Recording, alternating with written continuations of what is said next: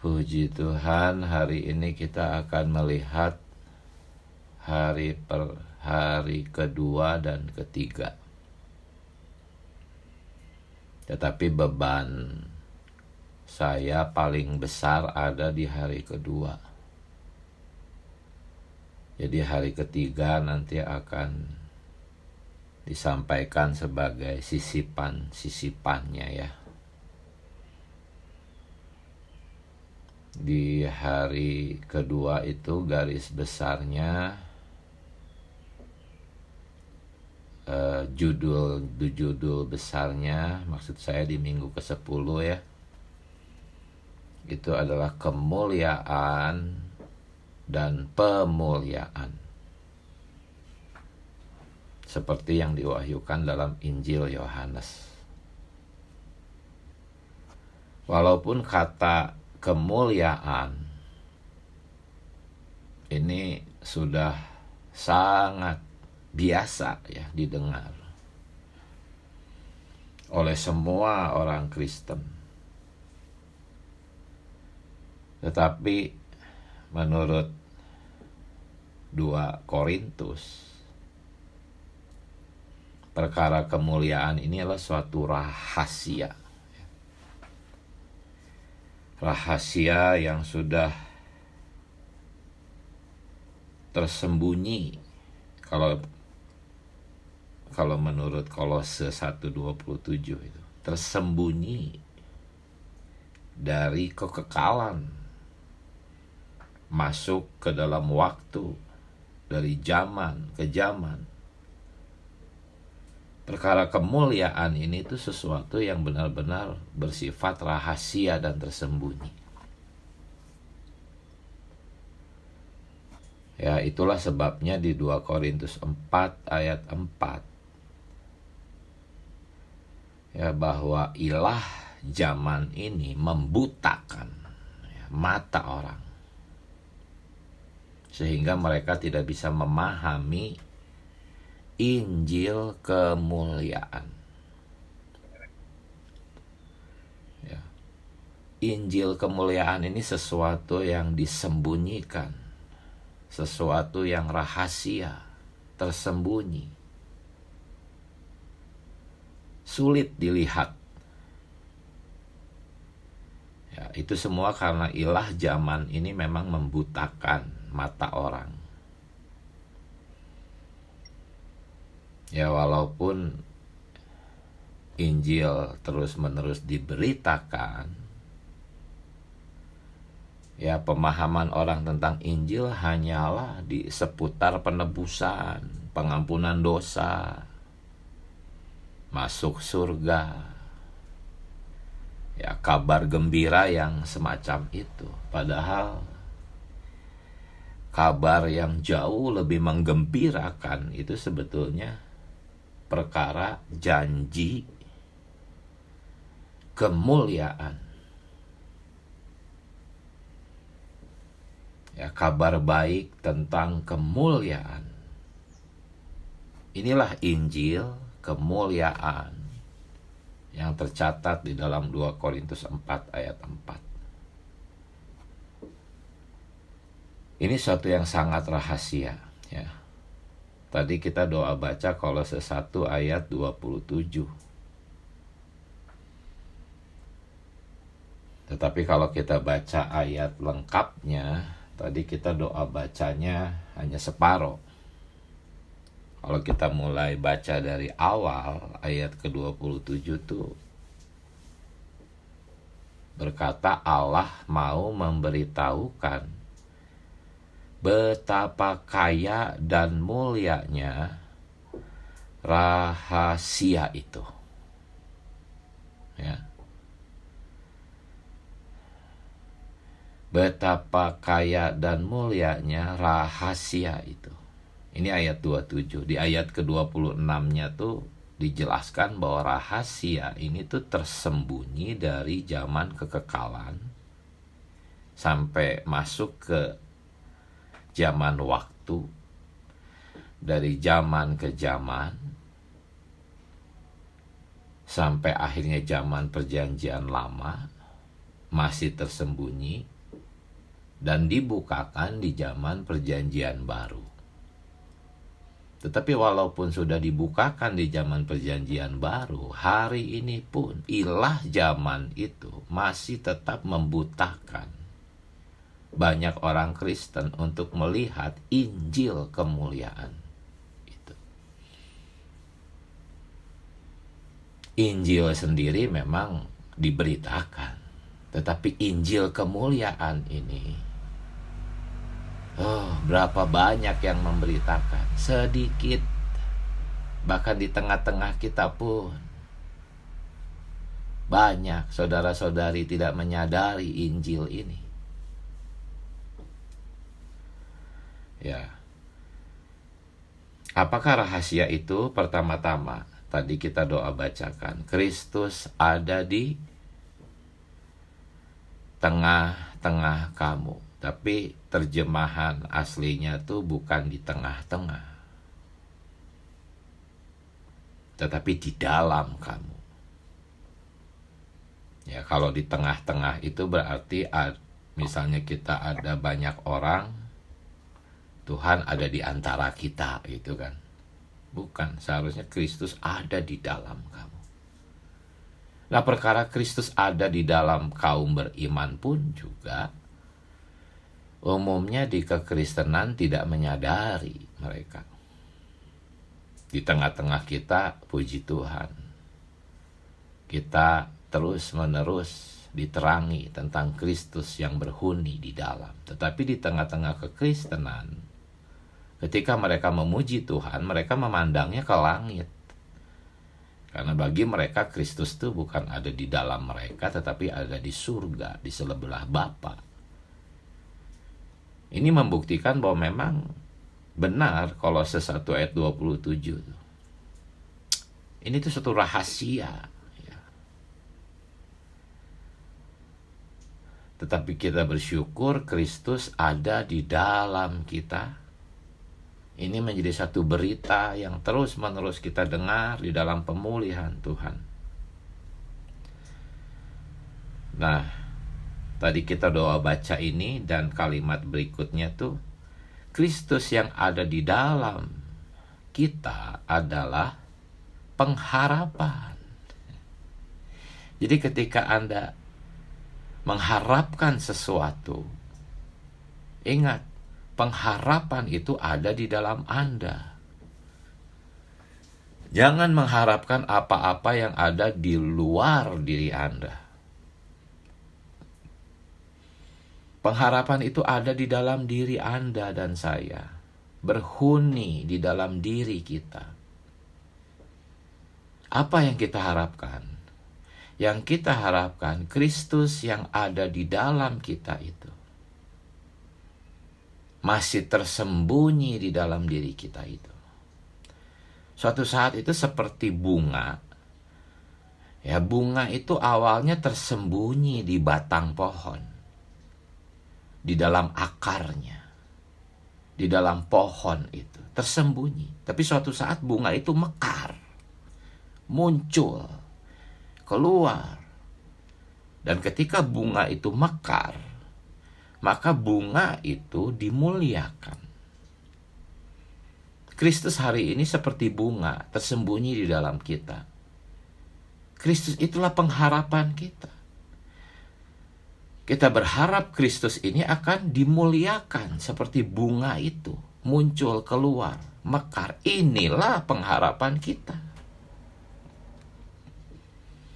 Kita berharap suatu hari Kristus seperti bunga itu mekar. Di zaman ini, bunga itu bisa mekar, tetapi tanpa kasat mata. Itu hanya berupa terang lewat perilaku kita, lewat pemberitaan Injil kita, lewat semua perilaku Kristiani kita. Tetapi di zaman kerajaan nanti, para pemenang itu akan memanifestasikan Kristus sebagai bunga yang mekar itu secara kasat mata. Dan inilah pengharapan kita. Pertama-tama kita berharap di zaman ini Kristus dimuliakan. Pengharapan akan kemuliaan. Itu tadi kita doa bacakan. Kolose 1 ayat 27. Kristus yang ada di dalam kamu adalah pengharapan akan kemuliaan. Bukan hanya nanti di kerajaan 1000 tahun atau di zaman Yerusalem baru. Tetapi hari ini pun, saudara-saudari, Anda dan saya harus mendambakan, mengharapkan Kristus dimuliakan dari dalam diri Anda.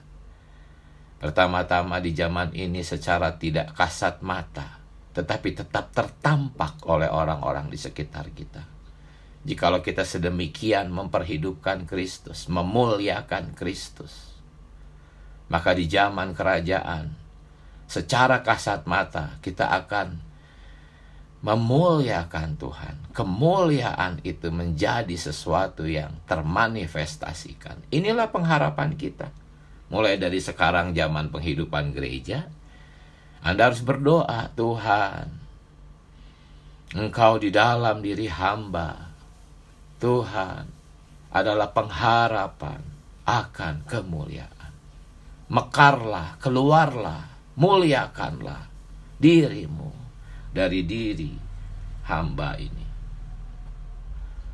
Ya, nanti ya, ketika Tuhan Yesus datang, Dia datang udah bukan lagi sebagai roh, tetapi sebagai Tuhan Yesus dengan tubuhnya yang bisa kita jamah, tubuhnya yang mulia itu, yang dijamah oleh Thomas pada saat itu. Tuhan Yesus datang, itu Dia dimuliakan. Tetapi di dalam Kolose 3 ayat 4, ya, ketika itu terjadi, kita pun akan dimuliakan bersama dengan Dia. Inilah pengharapan kita. Tetapi saudara-saudari, ayat-ayat tentang kemuliaan ini itu tersembunyi. Injil kemuliaan ini ada di dalam ayat-ayat tentang kemuliaan. Sekali lagi, apakah kemuliaan? Kemuliaan itu seperti bunga itu ya, tersembunyi di dalam batang. Dan ketika bunga itu mekar, bunga itu dimuliakan. Inilah yang dimaksudkan Kristus adalah pengharapan akan kemuliaan. Kristus tersembunyi di dalam cangkang Anda dan saya. Tetapi Dia bisa dimuliakan, bisa mekar. Inilah pengharapan kita. Jangan mengharapkan yang lain. Tentang kebutuhan hidup sehari-hari, tentang nanti kita masuk surga kekal. Udah, itu nggak perlu terlalu diperhatikan. Perhatikan hari ini, Kristus seperti bunga itu harus mekar dari dalam diri Anda. Harapkan ini. Tuhan, mekarlah dari dalam diriku, Tuhan. Walaupun tidak kasat mata, ya, Kristus yang mekar itu bisa tertampak hari ini di hadapan orang-orang sekitar kita. Dan jikalau Anda sedemikian terus memanifestasikan Kristus sebagai bunga yang mekar itu secara tanpa kasat mata, tapi orang-orang nampak Anda orang yang berbeda, Anda ini pengikut Kristus, maka kelak ketika zaman kerajaan 1000 datang, 1000 tahun datang, Tuhan turun mengenakan tubuh jasmani yang sudah mulia, kita pun ikut dimuliakan bersama-sama dengan Dia. Itu yang dimaksud Kolose 3 ayat 4. Perkara ini tersembunyi, saudara-saudari. Ya, ada banyak ayat, saya ingin bagikan beberapa. Ayat-ayat ini tersembunyi, tetapi harus Anda catat, harus Anda hafalkan, harus Anda beritakan. Ya. 1 Tesalonika 2 ayat 12. Di sana adalah ayat yang berkata bahwa kita itu dipanggil ke dalam kerajaan dan kemuliaannya. Kita sering mungkin baca ayat ini sambil lalu saja. Di hari ketiga, kerajaan dan kemuliaan itu tidak terpisahkan. Kerajaan itulah yang mulia. Dan kerajaan itu adalah satu persona korporat, Anda dan saya. Menjadi satu kerajaan bersama dengan Kristus. Kerajaan ini begitu mulia. Kita dipanggil kepada kerajaan ini. Ya. Anda dan saya adalah kerajaan itu, akan bercahaya seperti permata yang paling mahal itu. Ini panggilan kita. 1 Tesalonika 2 ayat 12. Tetapi pemahaman banyak orang Kristen tidak sampai ke sana. Ini karena sesuatu yang rahasia. 2 Petrus 1 ayat 3. Allah telah memanggil kita kepada kemuliaan. Apa maksudnya? Memanggil kita kepada kemuliaan. Kalimat pendek ini sungguh sangat dalam dan misterius, saudara-saudari. Kita mungkin selama ini tidak menyadarinya bahwa panggilan kita ini adalah kita akan memiliki kemuliaan. Kristus akan mekar seperti bunga itu keluar dari batangnya. Ini panggilan itu. Tapi ayat-ayat ini tersembunyi sehingga kita tidak menyadarinya. Ya, karena ayat-ayat ini tersembunyi, maka kita harus berdoa. Kita harus berdoa agar pertama-tama jangan tersembunyi bagi kita, dan kemudian kita bisa memberitakannya. Orang-orang yang mendengar ini juga bisa melihatnya. Kita harus berdoa seperti Paulus berdoa di dalam Efesus 1 ayat 18. Dia berdoa untuk perkara ini. Dia berdoa agar mata dan hati jemaat diterangi. Di dalam Efesus 1 ayat 18. Diterangi untuk apa? Ya, untuk mengerti pengharapan apakah yang terkandung dalam panggilan Tuhan. Dan di kalimat berikutnya, betapa kayanya kemuliaan bagian yang ditentukannya. Di sini ada kata kemuliaan. Cuman kata kemuliaan ini begitu tersembunyi sehingga kita nggak perhatikan gitu. Paulus berdoa agar mata hati kita terang, mengerti pengharapan. Pengharapan apa? Betapa kayanya kemuliaan. Satu kata yang kecil ini, kemuliaan. Tetapi betapa kayanya. Nah, Paulus berdoa. Pagi hari ini pun, saya berdoa agar saudara-saudari itu kesetrum gitu ya dengan kata pendek ini, kata yang kecil ini, kemuliaan. Ya, Paulus mengatakan di sini kemuliaan bagian. Ini bagian Anda dan saya. Kemuliaan bagian yang ditentukannya bagi orang-orang kudus. Tuhan Yesus, terangi mata hati kami Tuhan, agar kami mengerti betapa kayanya pengharapan ini, bagian ini. Engkaulah bagian kami hari ini. Engkau tersembunyi hari ini di dalam diri kami. Kami mengharapkan Tuhan jangan tersembunyi. Muliakan, mekarlah, keluarlah dari dalam diri kami. Kita harus berdoa seperti itu. Seperti Efesus 1 ayat 18 barusan. Paulus berdoa. Kemudian Roma 5 ayat 2. Ya, ini juga ayat tentang kemuliaan itu. Di dalam kasih karunia ini, kata Paulus, kita berdiri dan bermegah dalam apa? Dalam pengharapan Pengharapan apa? Pengharapan akan menerima kemuliaan. Lagi-lagi ada kata kemuliaan. Bukan hanya Kolose 1 ayat 27 yang mengatakan bahwa pengharapan kita itu adalah kemuliaan Allah. Banyak. Roma 5 ayat 2 juga mengatakan hal yang sama. Kita bermegah dalam pengharapan akan menerima kemuliaan.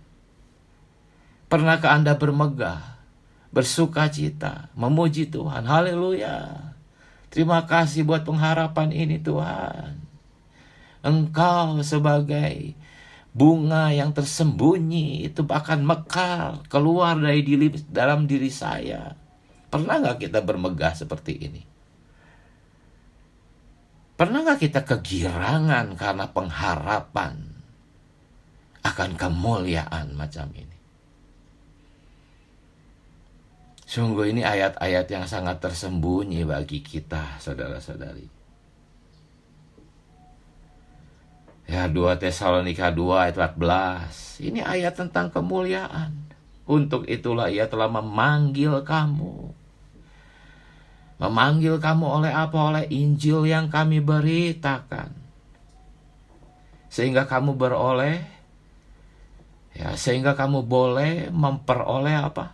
Kemuliaan. Lagi-lagi kemuliaan ini sebagai pengharapan. Sebagai janji daripada Injil itu. Semoga kita, saudara-saudari, mulai memiliki pengharapan ini. Ya. Janganlah memiliki pengharapan-pengharapan yang rendah. Jangan. 1 Petrus ayat 5 atau 1 Petrus 5 ayat 4. Mahkota kemuliaan. Ini pengharapan kita. Kita akan dimahkotai oleh kemuliaan. Mahkota ini bukan hanya sekedar nempel di kepala, tetapi seluruh diri kita akan dimahkotai oleh kemuliaan itu.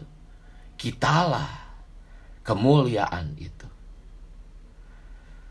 Oh, saudara-saudari, uraian-uraian ini sangat tinggi, sangat dalam. Kalau Anda kurang berlatih menikmati Kristus, perkataan-perkataan ini pasti hanya akan menjadi sesuatu yang hambar saja. Mungkin Anda nggak kesetrum dengan perkataan-perkataan semacam ini. Padahal ini tuh kadar emasnya sangat tinggi. Kalau Anda kurang melatih roh, Anda ikut penyegaran pagi asal-asalan, ya sambil fokus ke kiri, ke kanan, tidak doa baca, tidak menyeru nama Tuhan, ya pasti perkataan-perkataan ini hambar. Oh Tuhan Yesus. Nah, saudara-saudari, minggu ke-10 yang kita bahas sekarang ini adalah sambungan dari minggu ke-9. Tentang apa? Tentang Kristus sebagai biji gandum. Kristus sebagai biji gandum itu bercerita tentang peremukan, bercerita tentang penderitaan. Jikalau Anda memiliki pengharapan ini, pengharapan bahwa Kristus akan dimuliakan dari dalam diri Anda, maka Anda akan tahan menderita, saudara-saudari. Anda akan tahan menderita. Anda sebagai biji gandum akan diremukkan. Harus diremukkan. Sebagai biji gandum, Anda berharap dimuliakan. Kristus memancar keluar. Ketika sebagai biji gandum, sebagai perbanyakan satu biji gandum itu, kita dimuliakan, hasilnya sama seperti Kristus menghasilkan banyak butir. Kita pun juga akan menghasilkan banyak butir. Sama. Sebagai satu biji gandum, Kristus berbuah banyak butir. Kita pun demikian ketika kita diremukkan. Kita pun akan berbuah menghasilkan banyak butir. Di dalam suratnya Paulus berkata bahwa kaum beriman itu tuh kemuliaannya Paulus. Ini bukan lagi bercerita tentang kemuliaan Kristus, kemuliaan Paulus. Tetapi Paulus yang sudah dikristuskan. Nah, kalau kita memiliki pengharapan ini sebagai biji gandum, kita akan rela diremukan dan kita akan menjadi orang-orang yang tahan menderita.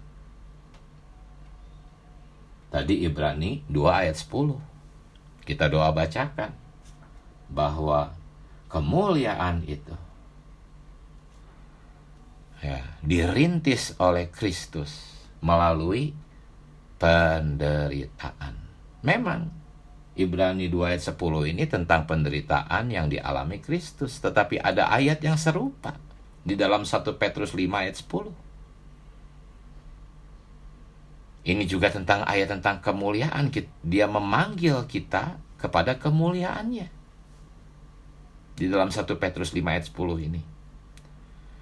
Ya, cuman dikatakan di endingnya, sesudah kamu menderita.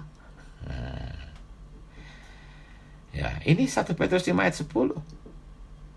Dia memanggil kita kepada kemuliaannya sesudah kita menderita, seketika lamanya. Seketika itu artinya sebentar saja sebetulnya. Oh Tuhan Yesus. Karena itu ya di poin H, ya garis besar poin H, sewaktu kita memandang dan memantulkan kemuliaan Tuhan. Ini ada sejangka waktu, ya. Hanya karena perkara memuliakan Tuhan itu adalah sesuatu yang harus dilewati melalui penderitaan, maka saya menyisipkan kata dalam penderitaan. Jadi poin H ini saya baca sewaktu kita dalam penderitaan, memandang dan memantulkan kemuliaan Tuhan. Karena hubungan kemuliaan Tuhan ini dengan penderitaan itu sangat erat, saudara-saudari. Ya. Roma 8 ayat 18 dikatakan penderitaan zaman sekarang ini tidak dapat dibandingkan dengan apa? Dengan kemuliaan. Lagi-lagi ini ayat tentang kemuliaan. Ayat yang tersembunyi bagi banyak orang, juga mungkin bagi kita.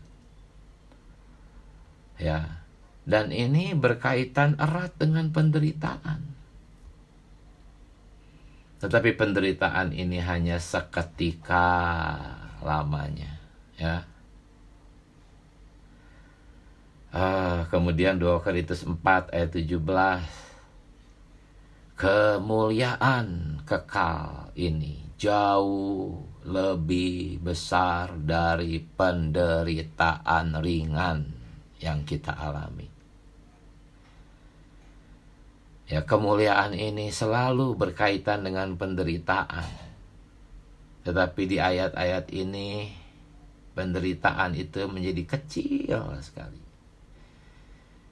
Jadi sekali lagi, jikalau Anda bisa memandang, mengharapkan pengharapan akan kemuliaan ini, Anda akan menjadi orang-orang yang tahan menderita.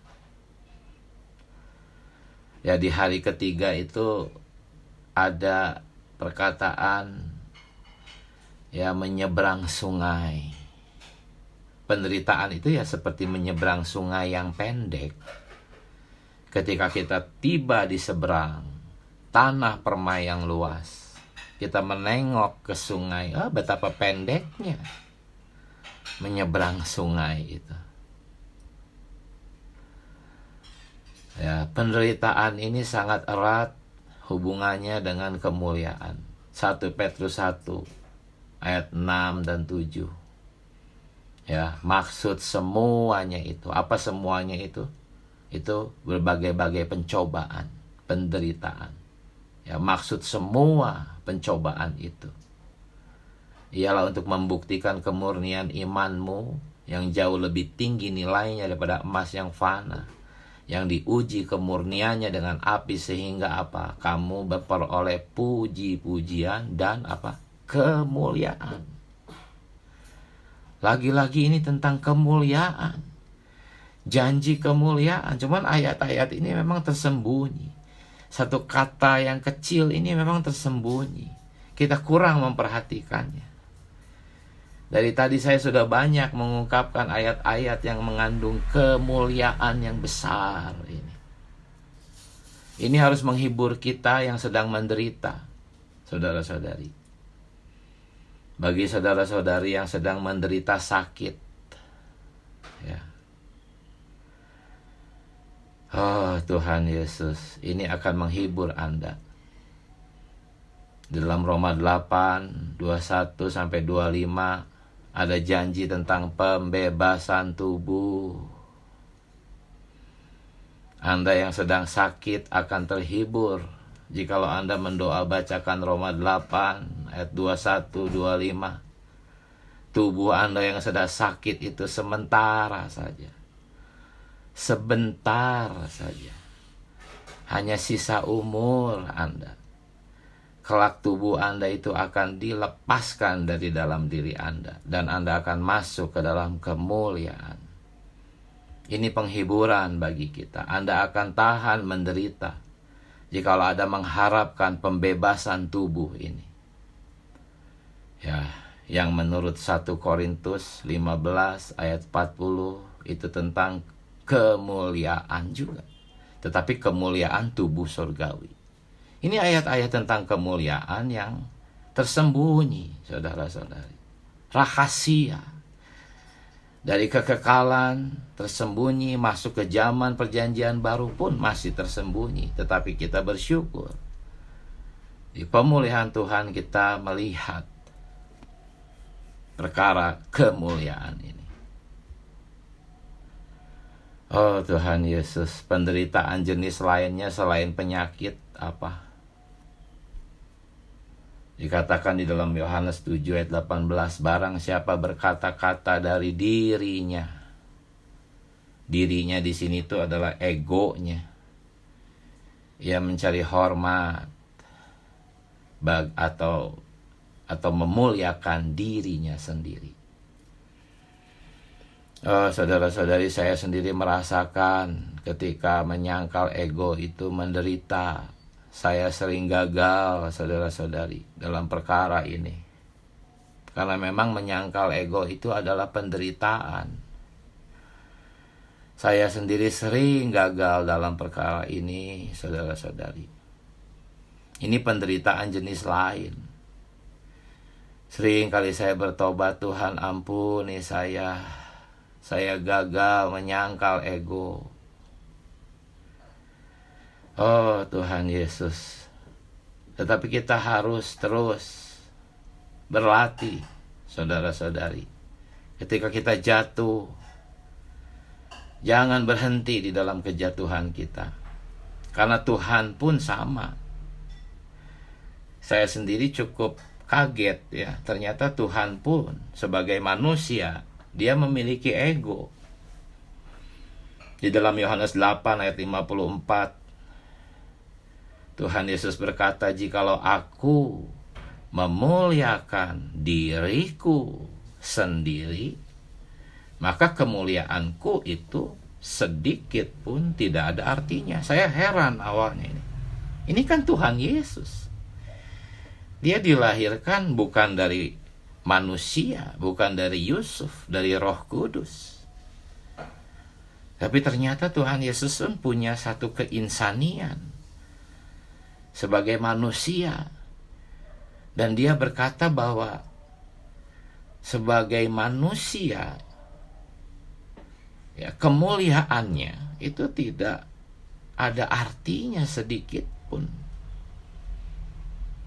Artinya Tuhan Yesus tuh sama seperti kita, dia pun menyangkal ego. Dan itu sebetulnya satu penderitaan.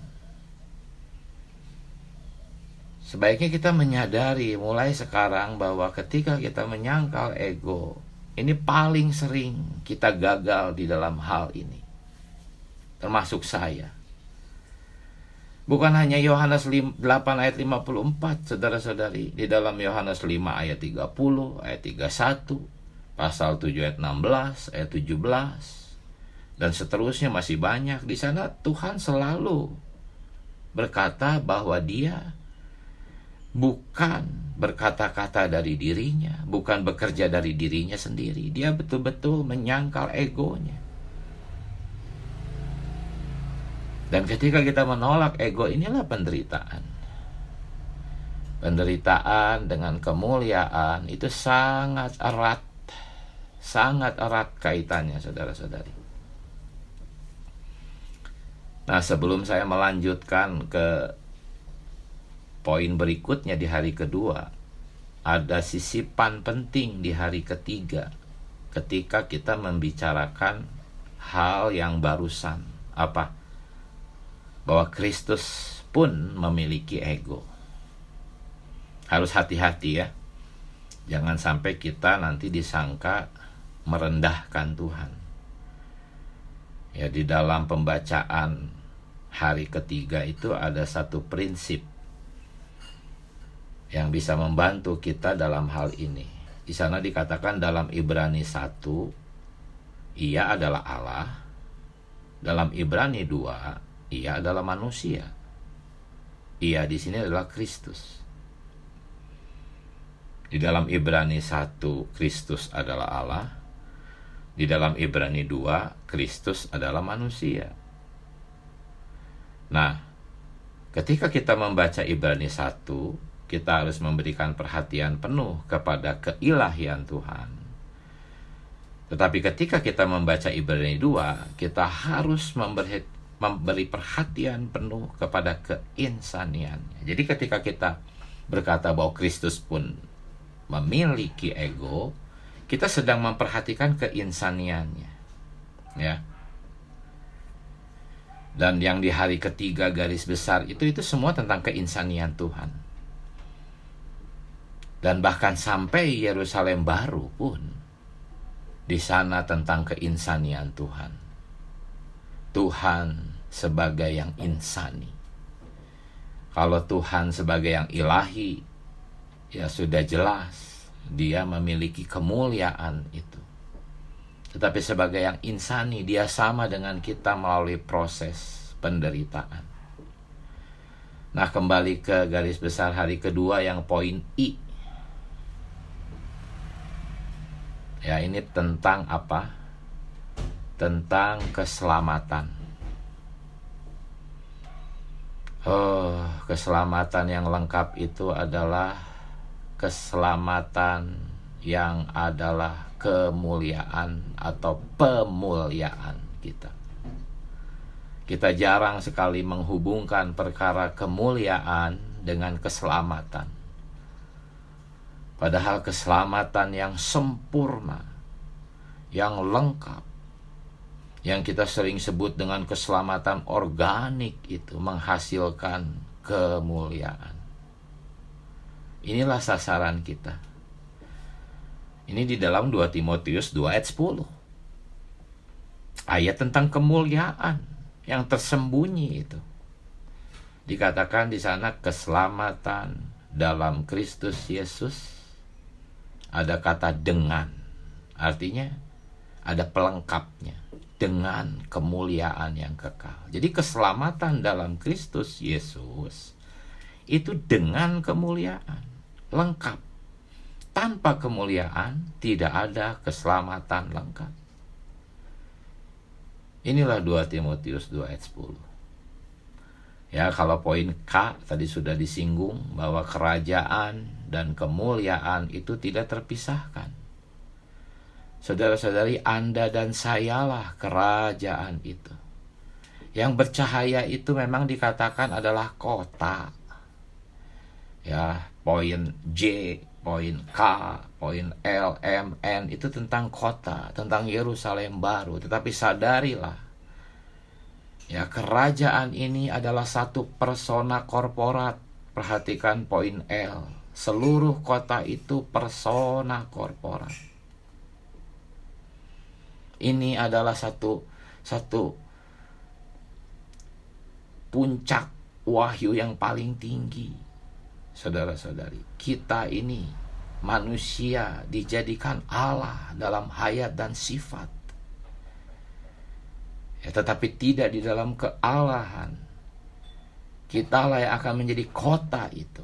Kitab Wahyu yang mengatakan bahwa kota itu adalah Allah Tritunggal. Kita pun berbaur bersama menjadi kota itu.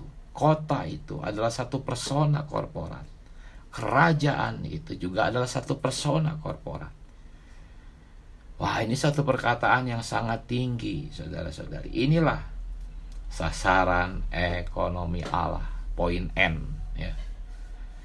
Sasaran ekonomi Allah adalah agar kita semua memancarkan kemuliaannya. Lagi-lagi tentang kemuliaan Tuhan. Ya, inilah saudara-saudari kenikmatan saya di hari kedua dan hari ketiga. Tetapi lebih besar di hari keduanya. Hari ketiga tadi disampaikan secara singkat sebagai sisipan-sisipan. Nah, sekarang masih ada waktu. Silahkan saudara-saudari berbagi nikmat. Amin. Oh Tuhan Yesus. Amin. Amin.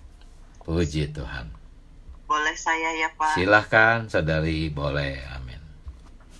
Saya sungguh ya rasanya tuh hati bergetar gitu ya dengar pemberitaan ini ya, karena rasanya ya sesuatu yang apa ya, yang nggak mungkin masuk pada pikiran kita bahwa kita dipanggil gitu oleh Tuhan dengan sesuatu yang tidak bisa yang dibeli oleh manusia gitu ya, bahwa kita akan disamakan, dimuliakan, bersatu dengan Tuhan gitu ya. Aduh, itu sesuatu yang mustahil bagi manusia. Kadang-kadang saya juga maksudnya sering, aduh Tuhan kok jatuh lagi, gagal lagi gitu ya. Karena itu di Efesus 1 ayat 3 dan 18, Efesus 18 itu menjadi ayat hafalan ya.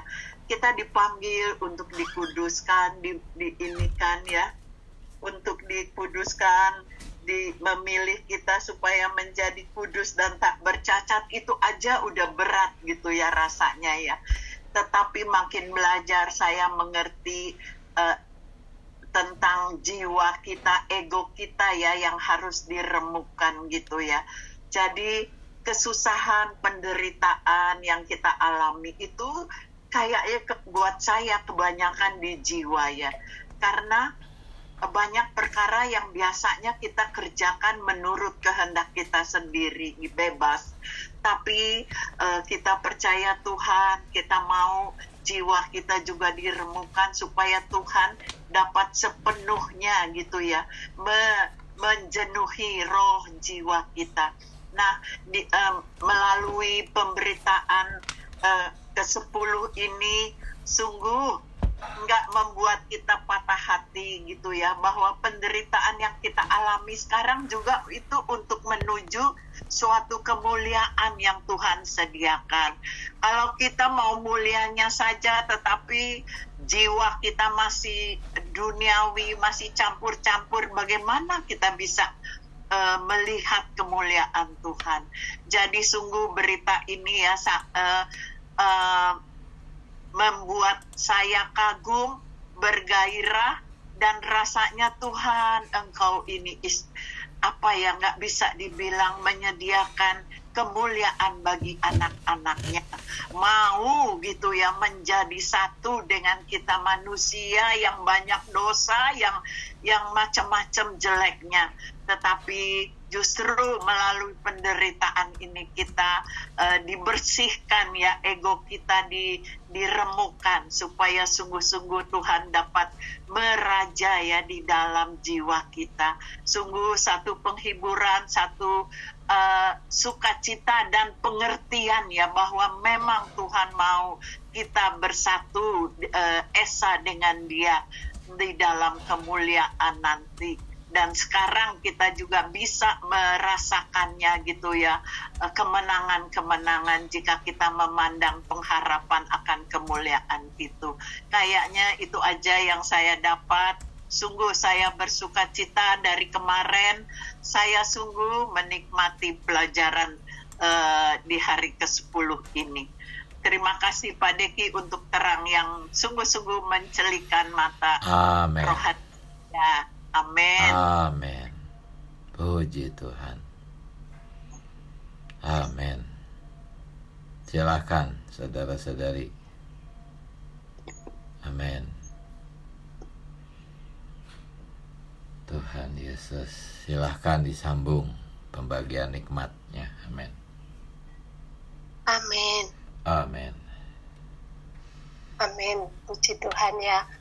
Pagi ini saya juga seperti saudari tadi katakan ya, bergetar ya, dari yang saudara sampaikan tadi ya, bahwa Injil ini ya tersembunyi ya, tetapi hari ini sungguh mengucap syukur ya, semuanya disingkapkan ya. Biarlah Tuhan itu terus mekar di dalam kita ya. Kemuliaan tadi yang dikatakan biarlah mekar di dalam diri kita. Memang kasat mata ya, tetapi inilah yang perlu kita kerjakan hari ini ya. Tadi seperti dorongan doanya juga cukup mendorong saya ya, bahwa perlu Tuhan mekarlah di dalam diriku ya, dalam diri kami ya, sehingga ini menjadi dorongan kita semua hari ini ya, untuk membiarkan Tuhan itu mekar ya. Tentunya perlu kerjasama kita ya. Tadi juga dikatakan semuanya turut bekerja ya, bahkan situasi kondisi penderitaan itu pun juga untuk mendapatkan kemuliaan ya. Seperti tadi yang diuraikan, yang pertama ada penderitaan sakit, yang kedua menyangkal ego ya. Nah ini pun juga saya masih jatuh bangun ya, tapi ini perlu kita terus datang kepada Dia ya, diinfus oleh Dia. Amin. Puji Tuhan, itulah yang saya nikmati pagi ini. Amin. Amin. Amin. Tuhan Yesus. Silahkan, masih ada waktu. Tuhan Yesus, amin.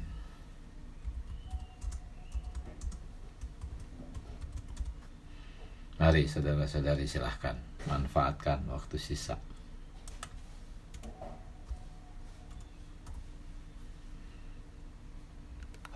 Tuhan Yesus, amin. Mari.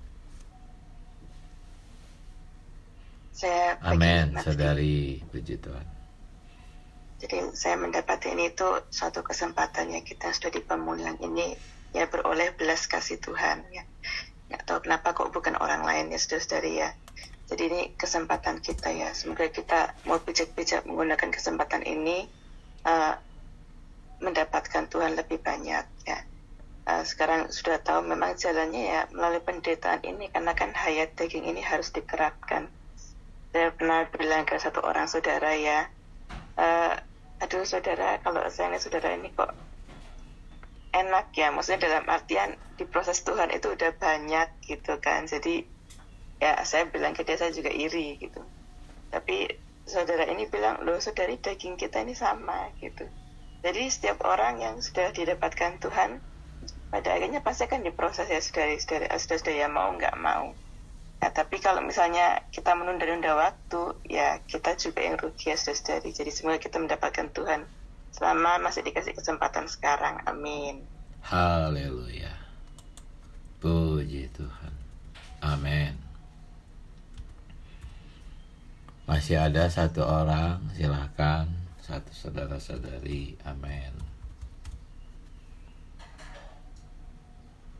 Tuhan Yesus. Silahkan saudari. Amin.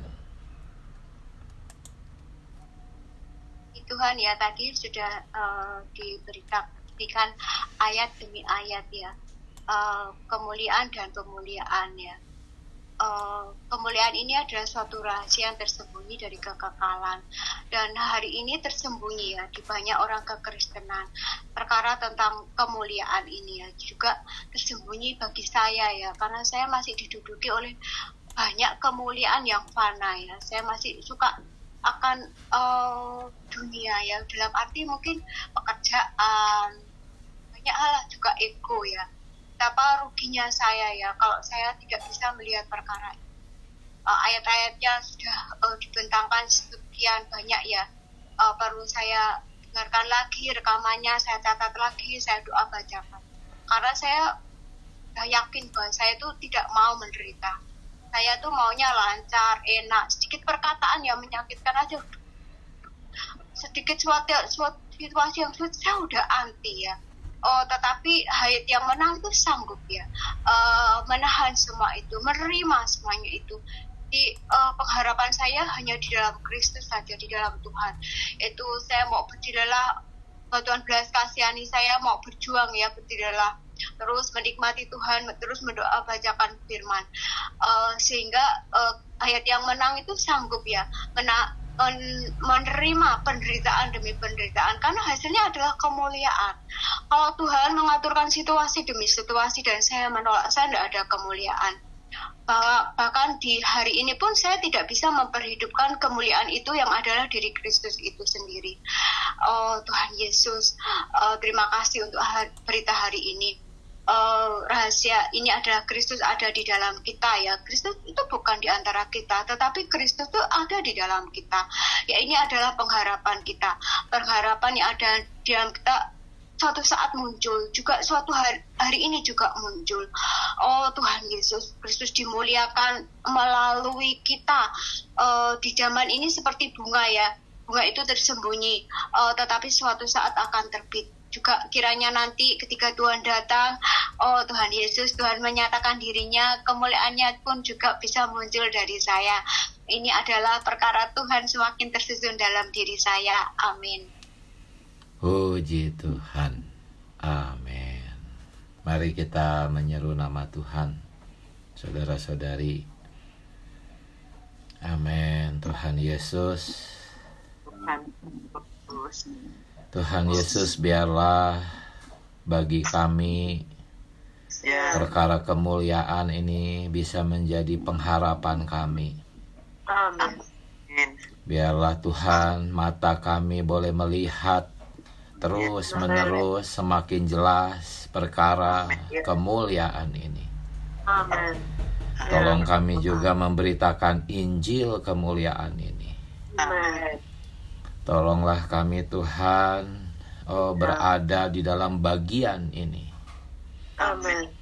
Tuhan Yesus, biarlah kami jelas melihat pengharapan ini. Betapa kayanya, betapa luar biasanya pengharapan ini. Kristus yang ada di dalam kami menjadi hayat kami, itulah pengharapan kami. Kristus di dalam diri kami itulah yang harus dimuliakan, menjadi kemuliaan kami. Amin. Terima kasih Tuhan buat pengharapan ini, buat janji ini, buat kabar gembira ini. Terima kasih Tuhan Yesus. Haleluya. Selamat pagi saudara-saudari, sampai jumpa. Amin. Terima kasih Saudara Diki. Amin. Berkati beri, selamat pagi. Terima kasih Saudara Diki, saudara-saudari. Amin. Puji Tuhan. Amin.